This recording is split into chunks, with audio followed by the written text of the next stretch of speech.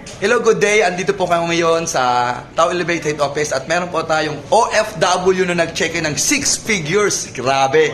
At andito sa ngayon sa office para tanungin at interviewin siya kung paano niya ginawa yung business. Ma'am, Hello guys, to all OFW.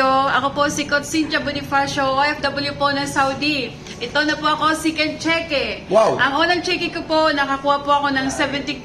Ang second check ko po is 143,000. palakpakan naman nyo. Grabe naman yan.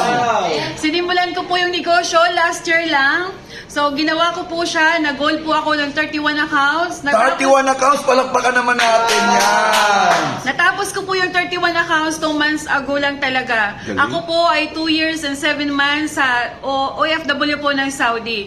So kayo po, kung OFW na nakakapanood ng aking video ngayon, nandito na po yung hinahangaan nyo. Dati po, chat nyo lang ako. Ito na po ako.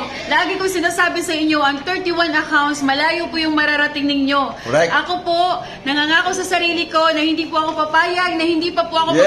magpapachiki ng malaki. Ayaw, sunod ang video na. Yes, kung kayo OFW na nag-iisip pa, wala na kang dapat isipin. Nandito na ako Ilaban. ngayon. Yes. Ilaban nyo, taasan yung tiwala nyo, mahalin nyo lang mga anak nyo, mahalin yung negosyo na pinasok Correct. nyo. Huwag kayong mag-isip na ang pera nyo napupunta sa wala. Mas matakot kayo sa pera nyo pinapadala kasi wala kayong makikita pag uwi nyo. Correct, Dito correct. ngayon, may pang Jollibee ka, lahat na gusto mo mabili mo.